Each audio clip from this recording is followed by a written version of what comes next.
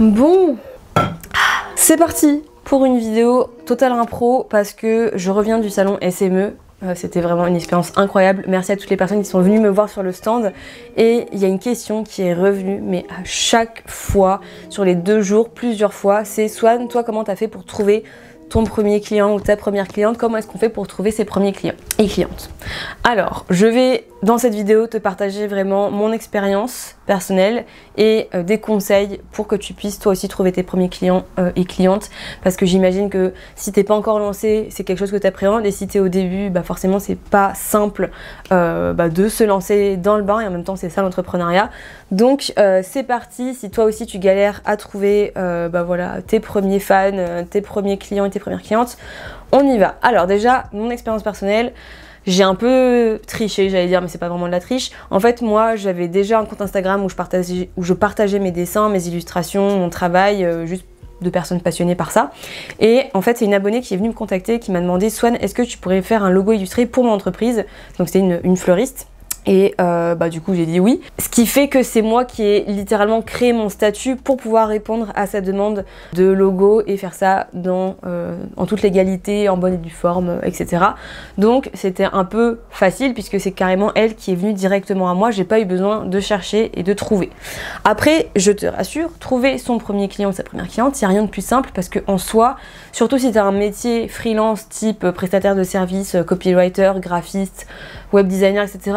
Dans notre entourage proche, on peut tous et toutes trouver tonton Gérard ou tati Jacqueline qui a besoin d'aide pour tel ou tel projet, des copains entrepreneurs, entrepreneuses, des gens autour de nous qui ont besoin pour leur blog ou pour leur passion à côté, ou peu importe. Des clients et des clientes, on peut en trouver dans son entourage, il n'y a pas de souci. Ce que je trouve vraiment plus compliqué, c'est de trouver régulièrement des nouvelles clientes ou clients tous les jours, toutes les semaines, tous les mois, toute l'année. C'est ça la vraie difficulté. Et quand j'ai demandé aux personnes: ok, très bien, vous ne trouvez pas vos premiers clients ou vos premières clientes, je vais dire 50 000 fois dans la vidéo, je sens, mais en fait c'est qui votre clientèle idéale? Quel type de personnes vous ciblez, avec qui vous avez envie de travailler? Et souvent j'ai eu des réactions en mode: ah je sais pas, c'est une bonne question, je sais pas, je veux juste avoir des clients ou des clientes. Dans ce cas, peut-être que la question à se poser, c'est: ok, mais c'est qui spécifiquement? Est-ce que c'est des professionnels, des particuliers dans un domaine ou pas? Quel type de personne c'est, pour savoir ensuite comment on les trouve et comment on s'adresse à ces personnes-là. Donc je t'invite déjà, pour commencer, à lister les entreprises avec lesquelles tu aimerais travailler, sans te mettre un plafond ou sans te limiter. Mais voilà, si tu devais faire une liste de 10 entreprises avec lesquelles tu aimerais bosser, pour qui tu aimerais travailler et apporter ta contribution, avec qui ce serait? Et pourquoi est-ce que tu choisirais ces personnes-là? Est-ce que c'est parce qu'il y a des valeurs en commun? Est-ce que c'est parce que c'est des entreprises qui sont porteuses de projets engagés dans l'écologie, le social, etc. Parce que c'est quelque chose qui te tient à cœur et que tu veux te spécialiser là-dedans? Est-ce que c'est dans le divertissement, l'événementiel? Peu importe.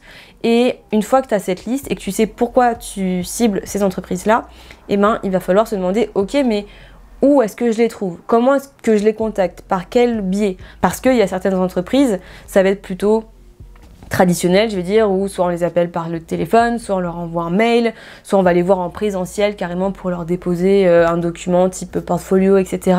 Il y a des entreprises où il va falloir plutôt chercher le mail de la DRH ou le contact LinkedIn du CEO ou de la CEO via LinkedIn par exemple. Il y a des entreprises, ça va être plus des solopreneurs ou solopreneuses, ma cible principalement, qui sont peut-être sur les réseaux sociaux ou qui font des recherches via des articles de blog, des vidéos YouTube, des épisodes de podcast, et donc c'est pas du tout la même façon d'aller les démarcher, de les trouver. Parce que là, la question c'est comment on trouve les clients. C'est une première étape. La question c'est surtout comment est-ce qu'une fois qu'on les a trouvés, qu'on a trouvé l'adresse mail de la personne qu'on a besoin à qui on a besoin d'envoyer nos documents, quand on a trouvé la plateforme idéale pour trouver cette clientèle, comment est-ce que surtout on va les prospecter, les convertir et vendre, proposer ces offres. Donc en fonction de notre cible, de son profil, de là où elle se trouve et comment on la contacte, et maintenant il faut créer un message pour dire à cette personne: voilà, j'existe, bonjour, voici ce que je peux proposer pour vous aider. Et en fait, c'est ça vraiment qu'il faut comprendre, c'est que l'entreprise en face, Elle en a entre guillemets rien à faire de votre parcours, d'où vous venez, de votre passion dans la vie et de qui vous êtes entre guillemets, même si évidemment le personal branding ça peut faire toute la différence dans un mail de prospection, mais elle veut surtout savoir qu'est-ce que vous allez lui apporter. C'est un peu égoïste, mais on est tous comme ça, être humain, entreprise par entreprise, on veut savoir quel est le bénéfice qu'on va tirer d'une potentielle collaboration, d'un partenariat, d'un travail ensemble. Donc c'est vraiment ça que vous devez mettre en avant, que tu dois mettre en avant dans le mail, c'est qu'est-ce que tu viens poser sur la table comme valeur que l'entreprise elle peut venir récupérer et qu'elle va échanger contre un billet, j'allais dire, mais peut-être plus qu'un billet, ou voilà, de l'argent. Qu'est-ce que tu viens leur apporter, qu'est-ce que tu viens solutionner comme problème, quelle transformation tu veux leur offrir, enfin leur donner, pas leur offrir gratuitement, mais bref, qu'est-ce que tu leur proposes, qu'est-ce que tu viens mettre sur la table. C'est vraiment ça que tu dois mettre en avant, de dire par exemple dans ton mail, bah voilà, moi j'ai tel métier et je serais ravie de vous aider à développer votre site internet pour avoir plus un meilleur référencement, un meilleur, je sais pas, un meilleur site tout simplement. Si on est graphiste, bah avoir une meilleure communication, revoir tous vos supports de com, développer, j'en sais rien, des visuels parce qu'il y a peut-être des projets de l'entreprise pour se développer, je sais pas exactement, et du coup générer plus de ventes, bref, peu importe. Dans ce mail, évidemment, il faut aussi montrer qui vous êtes, ce que vous faites, mais attention à bien mettre en avant votre valeur ajoutée, encore une fois, parce que c'est ça que l'entreprise veut savoir.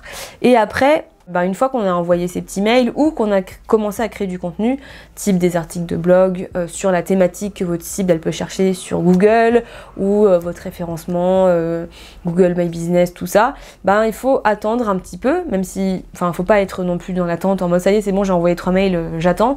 Il faut être dans une posture un petit peu plus, comme on dit, proactive, où il faut le faire de manière régulière, peut-être relancer, contacter son audience sur les réseaux sociaux, mettre en place des actions qui vont faire que les gens entendent parler de vous aussi, développer pourquoi pas un plan média, on appelle ça avec les grands mots, mais en tout cas de développer votre réputation, faire connaître votre nom personnel ou votre nom d'entreprise au plus grand nombre pour vous assurer que régulièrement il y a des nouvelles personnes qui vont vous connaître, qui vont découvrir ce que vous proposez et qui vont au final acheter chez vous ou travailler avec vous.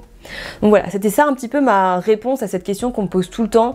Ok Swan, mais comment t'as trouvé ton premier client, ta première cliente? Moi pour le coup c'était hyper simple, elle est venue à moi, mais elle n'est pas venue à moi parce que le Saint-Esprit, parce que j'ai attendu que la chance tombe du ciel, c'est parce que je postais régulièrement déjà sur mes réseaux sociaux mon travail, mes illustrations, ce que je faisais, ma personnalité aussi, le personal branding, et donc la personne, la fleuriste en question, s'est sentie proche de moi et a eu envie de travailler avec moi. Donc déjà, première chose, c'est important de se faire connaître d'une façon ou d'une autre et d'identifier quel type de personne on a envie d'aider.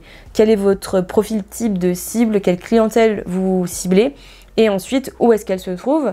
Est-ce qu'elle se trouve plutôt, c'est un mail d'une personne du groupe que je dois trouver? Est-ce que c'est une personne qui va écouter des épisodes de podcast? Est-ce que c'est une personne, peut-être je dois déposer des flyers dans ma ville, si c'est des particuliers notamment? Est-ce que je dois aller à des salons, de faire du networking, comme le salon SME, aller à des conférences, aller à des événements pour rencontrer des gens en vrai, parce que ma cible, c'est là qu'elle est.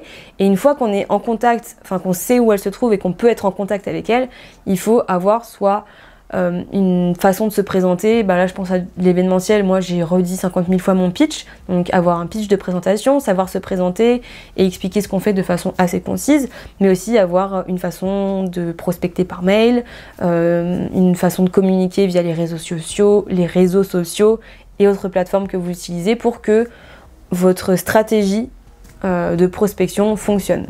Donc voilà, en tout cas j'espère que cette vidéo vous a plu. Je sais pas pourquoi je suis pas sur vouvoiement. J'espère que cette vidéo t'a plu, merci de l'avoir regardée jusqu'au bout. Il y a une autre vidéo qui va s'afficher juste en dessous de ma tête, donc n'hésite pas à la regarder.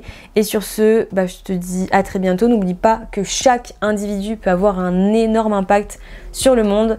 Donc bosse sur ton business et puis trouve tes clients pour avoir un impact positif. Salut!